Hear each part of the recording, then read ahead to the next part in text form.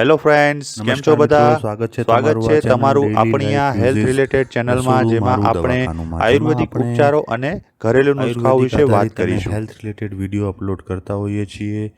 તો મિત્રો, આજના આપણા વિડીયોમાં આપણે અધિક માસનું મહત્ત્વ એટલે કે પુરુષોત્તમ માસનું મહત્ત્વ, તે શા માટે આવે છે, તેમાં કયા કયા કાર્યો કરવા જોઈએ, શું ન કરવું જોઈએ, તેના વિશે વિગતવાર ચર્ચા કરવાના છીએ. તો ચાલો આગળ વધીએ આજના વિડીયોમાં. મિત્રો, સૌપ્રથમ જોઈએ અધિક માસ એટલે કે પુરુષોત્તમ માસનું મહત્ત્વ. અધિક માસ, જેને પુરુષોત્તમ માસ તરીકે પણ ઓળખવામાં આવે છે, હિન્દુ ધર્મમાં અત્યંત પવિત્ર અને પુણ્યદાયી માનવામાં આવે છે. સામાન્ય રીતે દર 32 મહિના 16 દિવસ અને 8 કલાક પછી એક વધારાનો ચંદ્રમાસ આવે છે, જેને અધિક માસ કહેવામાં આવે છે. આ માસ ભગવાન શ્રીહરિ વિષ્ણુને સમર્પિત છે, તેથી તેને પુરુષોત્તમ માસ પણ નામ મળ્યું છે. મિત્રો, અધિક માસ કેવી રીતે આવે છે? તો હિન્દુ પંચાંગ ચંદ્ર અને સૂર્ય બંનેની ગતિ પર આધારિત છે. ચંદ્ર વર્ષ આશરે 354 દિવસનું હોય છે, જ્યારે સૂર્ય વર્ષ 365 દિવસનું હોય છે. બંને વચ્ચે લગભગ 11 દિવસનો તફાવત હોય છે. આ તફાવતને સમતોલ કરવા માટે લગભગ 3 વર્ષે એક વધારાનો માસ ઉમેરવામાં આવે છે, જેને અધિક માસ કહેવામાં આવે છે. અધિક માસની પૌરાણિક કથા. મિત્રો, પ્રાચીન સમયમાં આ વધારાના માસને કોઈ મહત્ત્વ આપતું નહોતું. તેને મલ માસ કહીને તિરસ્કૃત કરવામાં આવતો હતો. દુઃખી થઈને આ માસ ભગવાન વિષ્ણુ પાસે ગયો અને પોતાની વ્યથા વ્યક્ત કરી. ભગવાને તેના દુઃખને દૂર કરીને તેને પોતાનું નામ પુરુષોત્તમ માસ આપ્યું. તેને આશીર્વાદ આપ્યો કે આ માસમાં કરેલા જપ, તપ, દાન, વ્રત અને ભક્તિનું અનેક ગણું ફળ મળશે. તેથી આજ સુધી આ માસને પુરુષોત્તમ માસ તરીકે પૂજવામાં આવી રહ્યો છે. મિત્ર, અધિક માસનું આધ્યાત્મિક મહત્ત્વ. તો અધિક માસનો મુખ્ય હેતુ મનુષ્યને આધ્યાત્મિક જીવન તરફ પ્રેરિત કરવાનો છે. આજના વ્યસ્ત જીવનમાં માણસ ભૌતિક સુખ પાછળ દોડે છે અને ઈશ્વર સ્મરણ માટે સમય કાઢી શકતો નથી. પુરુષોત્તમ માસ આપણને આત્મચિંતન, ભક્તિ અને સદાચાર માટે વિશેષ તક આપે છે. આ માસમાં ભગવાનનું સ્મરણ કરવું, ધાર્મિક ગ્રંથોનું વાંચન કરવું, સત્સંગ કરવો, ભક્તિ કીર્તન કરવું, દાન અને સેવા કરવી વિશેષ પુણ્યદાયી માનવામાં આવે છે. અધિક માસમાં કરવાના મુખ્ય ધાર્મિક કાર્યો. નંબર 1, ભગવાન વિષ્ણુની ઉપાસના. મિત્રો, પુરુષોત્તમ માસ ભગવાન વિષ્ણુને સમર્પિત છે, તેથી રોજ સવારે અને સાંજે ભગવાનના નામે જાપ કરવો જોઈએ. મંત્ર ઓમ નમો ભગવતે વાસુદેવાય અથવા તો શ્રી કૃષ્ણ શરણમ મમ. આ મંત્રોના જપથી મનની શાંતિ અને આધ્યાત્મિક પ્રગતિ થાય છે. નંબર 2, ભગવદ્ ગીતા અને ભાગવતનું વાંચન. મિત્રો, આ માસ દરમિયાન ભગવદ્ ગીતા, શ્રીમદ ભાગવત, વિષ્ણુ સહસ્ત્રનામ અને અન્ય ધાર્મિક ગ્રંથોનું પાઠન ખૂબ જ શુભ માનવામાં આવે છે.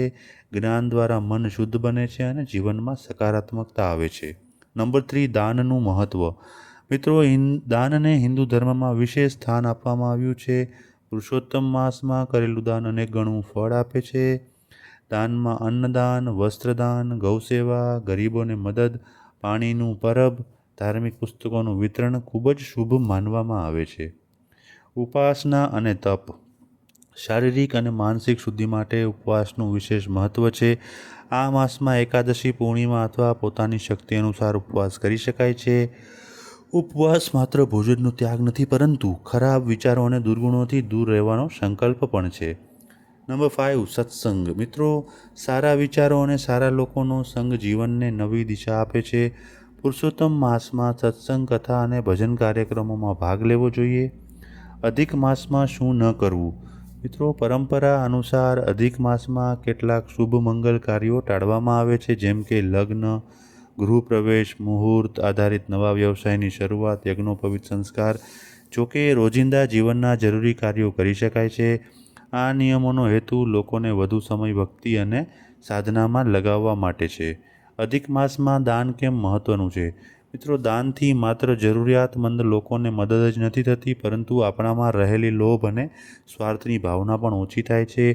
શાસ્ત્રોમાં જણાવાયું છે કે દાનથી ધન ઘટતું નથી, પરંતુ પુણ્ય અને સમૃદ્ધિ વધે છે. પુરુષોત્તમ માસમાં કરેલું દાન અક્ષય પુણ્ય આપે છે એવું માનવામાં આવે છે. આધુનિક જીવનમાં અધિક માસનું મહત્ત્વ. તો મિત્રો, આજના સમયમાં લોકો તણાવ, ચિંતા અને ભૌતિકવાદમાં ફસાયેલા છે. પુરુષોત્તમ માસ આપણને યાદ અપાવે છે કે જીવનનો સાચો હેતુ માત્ર સંપત્તિ મેળવવાનો નથી, પરંતુ આત્મિક વિકાસ પણ એટલો જ મહત્ત્વનો છે. આ માસ દરમિયાન મોબાઈલ અને સોશિયલ મીડિયાનો ઉપયોગ ઓછો કરવો, પરિવાર સાથે પ્રાર્થના કરવી, સારા પુસ્તકો વાંચવા, સારા કાર્યોમાં ભાગ લેવો, આવી પ્રવૃત્તિઓ જીવનમાં નવી ઉર્જા અને શાંતિ લાવે છે. પુરુષોત્તમ માસ અને કર્મયોગ. મિત્રો, ભગવાન શ્રી કૃષ્ણે ભગવદ્ ગીતામાં કર્મયોગનો ઉપદેશ આપ્યો છે. પુરુષોત્તમ માસ આપણને નિસ્વાર્થ સેવા અને સારા કામ કરવા માટે ભગવાન શ્રી કૃષ્ણે ભગવદ્ ગીતામાં કર્મયોગનો ઉપદેશ આપ્યો છે. પુરુષોત્તમ માસ આપણને નિસ્વાર્થ સેવા અને સારા કર્મો કરવા માટે પ્રેરિત કરે છે. આ માસમાં કરેલા સારા કર્મો, ગરીબોની મદદ, વૃક્ષારોપણ, પક્ષીઓને દાણા અને પાણી આપવું, બીમાર લોકોની સેવા કરવી, ગૌસેવા વગેરે ભગવાનની ઉપાસનાનું સ્વરૂપ જ માનવામાં આવે છે. પરિવાર માટે અધિક માસનું મહત્ત્વ.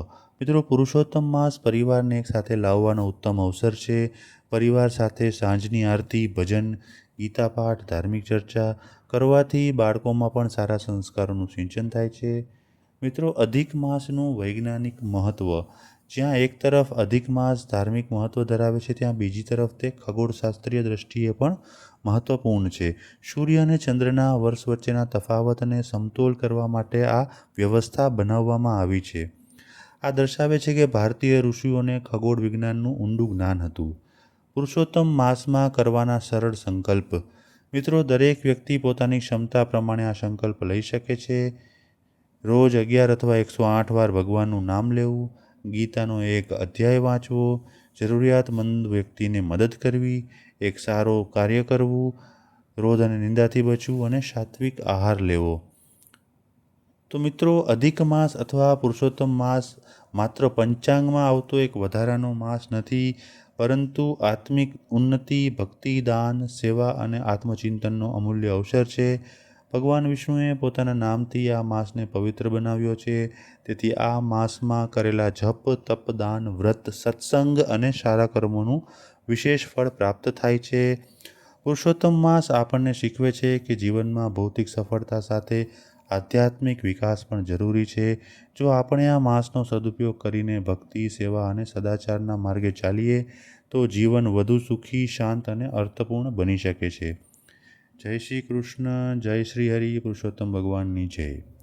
તો મિત્રો, આશા રાખું છું કે આજનો આ વિડીયો જોયા પછી તમને અતિ મહત્ત્વપૂર્ણ એવા પુરુષોત્તમ માસની એટલે કે અધિક માસનું મહત્ત્વ અને તેમાં કરવાના કાર્યો અને ન કરવાના કાર્યો તેના વિશેની ખૂબ જ અગત્યની માહિતી મળી હશે.